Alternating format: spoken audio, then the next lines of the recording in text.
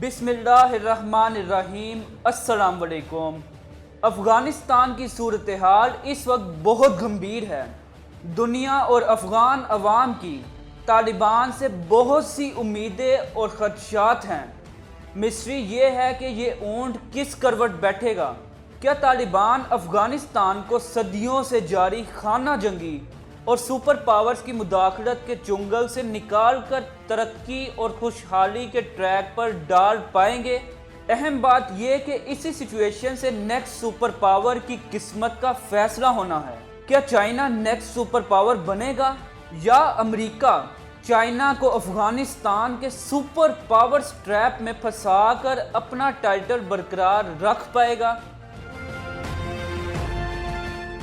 یہ موقع ہے کہ افغانستان، روس، ایران، سینٹرل ایشیا، ترکی، چائنا اور پاکستان ایک بلاک بنا کر اس خطے کی قسمت بدل سکے۔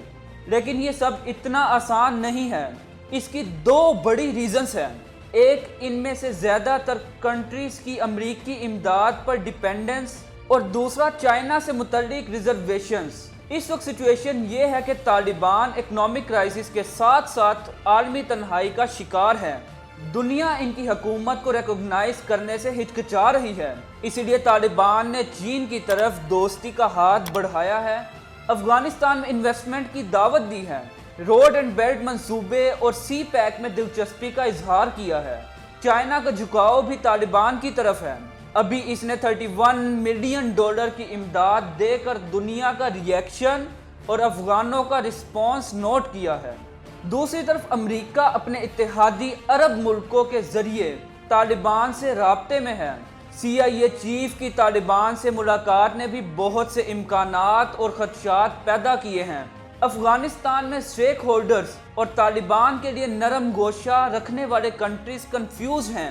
انہیں طالبان کے سخت رسپانس اور افغانستان کی دلدل میں پھنسنے کا ڈر ہے، کیونکہ الیگزینڈر دی گریٹ نے کہا تھا کہ افغانستان میں آپ آتے اپنی مرضی سے ہیں لیکن واپس اپنی مرضی سے نہیں جاتے۔ ان ملکوں کو یہ ڈر بھی ہے کہ ڈیلے کی صورت میں کوئی دوسرا اسپیس فل نہ کر لے۔ سوال یہ ہے کہ طالبان کا اسٹریٹجک پارٹنر کون ہوگا؟ طالبان اور چائنا کے حالات و اہداف بہت حوالوں سے کامن ہیں۔ افغانستان کو ایک مضبوط طاقت کی تلاش ہے جو افغانستان کے مختلف ایتھنک گروپس کو ساتھ لے کر چلے، ملک کو خانہ جنگی سے نکال کر ترقی اور خوشحالی کے ٹریک پر ڈال سکے۔ اسی لیے طالبان سے بہتر کوئی آپشن نہیں۔ دوسری طرف دنیا بھی ممکنہ طور پر سپر پاورز کے ٹرانزیشن پیریڈ سے گزر رہی ہے۔ یہ ٹائٹل حاصل کرنے کے لیے چائنا کے پاس گولڈن چانس ہے۔ طالبان اور چائنا دونوں کے دشمن کامن ہیں، یعنی امریکہ، اس کے اتحادی اور انڈیا۔ چین اور طالبان دونوں ماضی میں روس کے دشمن رہے ہیں۔ دونوں کے پاکستان کے ساتھ تعلقات اچھے رہے ہیں، لیکن دونوں کو پاکستان سے شکایات بھی ہیں۔ دونوں کے نظریات سے ویسٹرن ورلڈ بلکہ پوری دنیا خائف ہے۔ دونوں کے نظریات بہت سخت، ایک دوسرے سے متصادم اور علاقے کے اہم ملکوں روس اور پاکستان کے لیے خطرے کا الارم ہے۔ پاکستان کی قیادت اسلام کے لیے نرم گوشہ رکھنے کے باوجود طالبان کے سخت اسلام سے محتاط ہے اور چائنا کے کمیونزم سے خائف۔ روس کمیونزم کے لیے نرم گوشہ رکھنے کے باوجود چائنیز کمیونزم سے محتاط اور طالبان کے اسلام سے خائف۔ یہ وہ مماثلتیں ہیں جو چائنا اور طالبان کو مختلف نظریات اور مفادات کے باوجود تاریخ کے اس موڑ پر لے آئی ہے جہاں دونوں کے پاس اسٹریٹجک پارٹنرشپ کے علاوہ کوئی چارہ نہیں۔ دونوں مل کر چیلنجز سے نمٹنے اور مقاصد کے حصول میں کامیاب ہو سکتے ہیں، لیکن اگر دونوں ایک دوسرے کی طرف تعاون کا ہاتھ نہیں بڑھاتے تو تاریخ کے اس شاندار موقع سے ہاتھ دھو بیٹھیں گے۔ زیادہ امکان یہی ہے کہ دونوں مل کر چلیں گے۔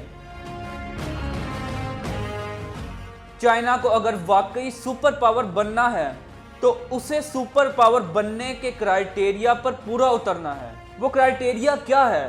مضبوط economy, military power, political and technological strength, diplomatic influence, China کو اپنی ملٹری پاور بڑھانا ہے تو اکانومی کو امپروو کرنا ہوگا اور دنیا میں اپنی اکانومی کو پھیلانا ہوگا، جس پر روڈ اینڈ بیلٹ پروجیکٹ کی صورت میں آلریڈی کام جاری ہے۔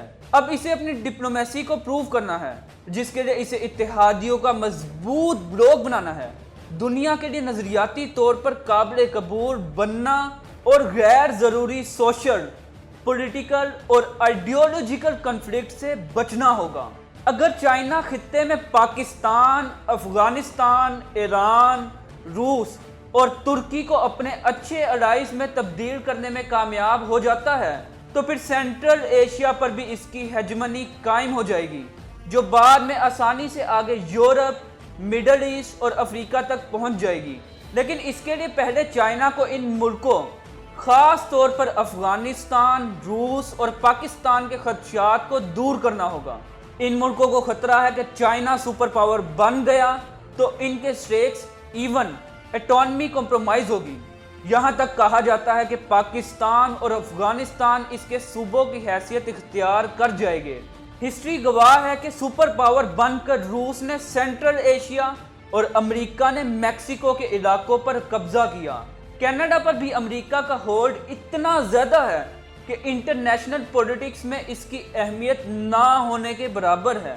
چائنا کو ان ہمسایوں کو اعتماد دینا ہے کہ ان پر چائنیز کمیونزم امپوز نہیں کیا جائے گا، ان کی اٹانومی اور سوورنٹی کا پورا خیال رکھا جائے گا۔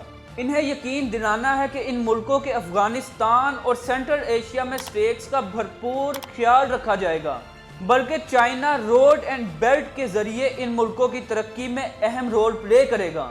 چائنا کو طالبان کو بھی کنونس کرنا ہوگا کہ وہ افغانستان کے مختلف گروپس کو اقتدار اور اختیار میں شیئر دے۔ پھر امریکہ کے جانے کے بعد اس کی طرف سے دی جانے والی سبسڈی ختم ہونے کی وجہ سے افغانستان میں مہنگائی اور خوراک کی کمی کا جو طوفان اٹھ رہا ہے، اسے نمٹنے میں طالبان کی مدد کرنا ہوگی۔ چائنا طالبان الائنس کی صورت میں افغانستان کے اندر اور باہر ان کے مخالفین آرام سے نہیں بیٹھے گے۔ اس کی بجائے چائنا کی انوالومنٹ کو انٹرفیرنس بلکہ قبضہ اور طالبان کو چائنیز ایجنٹ قرار دے کر افغانستان کی آزادی کی ایک اور جنگ شروع ہونے کا قوی امکان ہے۔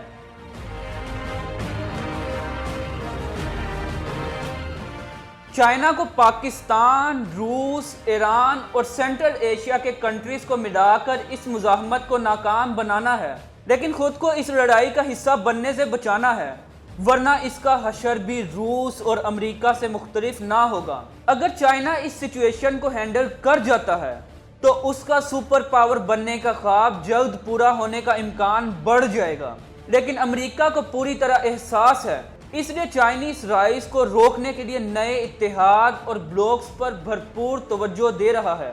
ان میں اوکس، جس میں آسٹریلیا، UK، USA شامل ہیں، اس کے علاوہ کوارڈ، جس میں انڈیا، جاپان، آسٹریلیا اور USA شامل ہیں۔ امریکہ پاکستان اور روس کو چائنا کے خلاف استعمال کرنے کے لیے بھرپور پریشر ڈالے گا، جیسے کہ نیوزی لینڈ اور انگلینڈ کرکٹ ٹیموں کے پاکستان کے دورے ملتوی ہونا۔ اگر امریکہ ان دو ملکوں کو بھی ساتھ ملا لیتا ہے تو چائنا کی کامیابی کے امکانات بہت کم ہو جائیں گے۔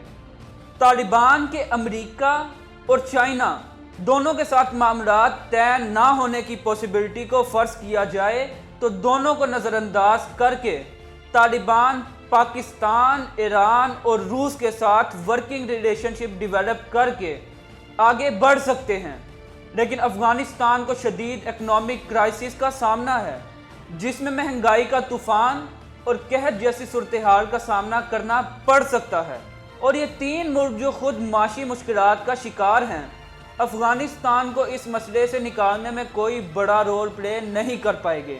اگر ہم امریکہ کے ساتھ طالبان کے معاملات طے پانے کی پوسیبلٹی کو دیکھیں، جس کے امکانات کم ہیں، تو اس صورت میں چائنا کو افغانستان میں کوئی رول نہ مل پائے گا، نہ روڈ اینڈ بیلٹ منصوبہ آگے بڑھے گا، اور نہ افغانستان کے $3 ٹریلین کے خزانوں تک رسائی حاصل ہوگی۔ طالبان کے لیے سب سے بڑا چیلنج افغانستان میں صدیوں سے لڑنے والے مختلف دھڑوں کو اکٹھا کرنا ہے۔ اس کے لیے انہیں اقتدار اور اختیار میں شیئر دینا ہوگا۔ دوسرا بڑا چیلنج پرسیپشن کا ایشو ہے۔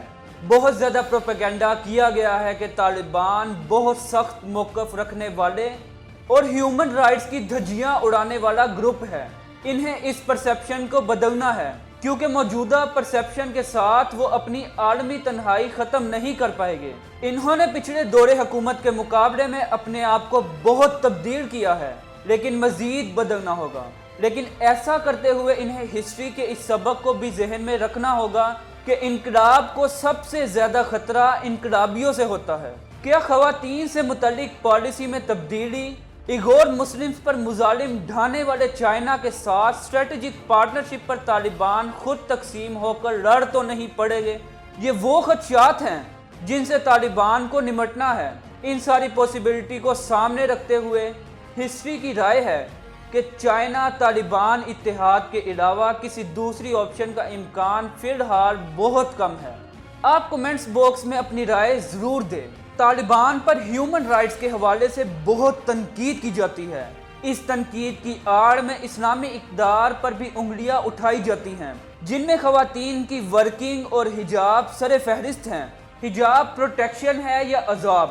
اس ایشو پر ہم سویلائزڈ ورلڈ کے فیکٹس اور سٹیٹسٹکس کی مدد سے ڈسکشن کریں گے، لیکن نیکسٹ ایپیسوڈ میں ضرور دیکھیے گا۔ اللہ حافظ۔